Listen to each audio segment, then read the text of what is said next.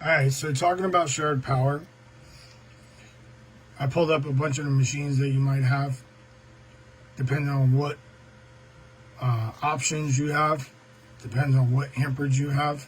So that's number one, which you would have to look at. Number two, a lot of you guys run small, like U1 batteries on your 8 gallons, and then you're running a 30 amp pump off of a little dinky battery. That's a big problem. And then you're asking a motor that can't even feed 30 amps, that can barely feed 26 amps at a time, to fill your battery back up, talking your terms. Because by the time you put that 26, that 30 already ate it up. So, and some of you guys running your machines just to run your soft wash, why not just add 2 batteries, guys? I mean, you're looking at 250 on the low end and 600 on the top end. This right here is what keeps the pumps alive. Bad voltage that goes up, down, up, down, up, down, up, down, up, down, like that, it will kill a pump. That's dirty voltage. That's why your wires get hot. That's why I tell you guys, you can't be running this thin spaghetti wire. So on my systems, I had 2 batteries, an 8 with a battery, and another 8 with a battery. So if one of my systems went down, I'm not sharing power. So if one of my systems go down, just that system goes down. Like my buddy, how they built his truck is they shared power. Well, the system went on fire and melted all the wires, and his whole truck was down. Why? Because they shared power. This is why I don't believe in sharing power. Because now he was at a dead stop. The whole truck is down now.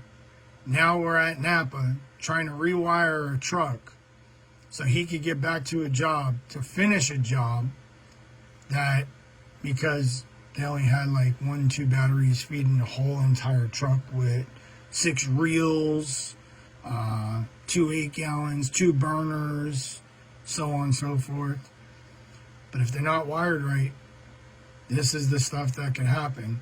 And sharing power, you're just gonna, I believe you would just do more damage to your pumps than you would your motors. But I have seen where guys have destroyed the battery and it ate all the way back to the motor. Meaning on the electrical side, they had to replace parts on the motor. Because when you guys go to a battery, you guys go negative, positive, negative, positive, right? So it's just in, out, in, out, in, out. Well, the problem with that is this battery can't recover, and it's barely putting out 11 volts.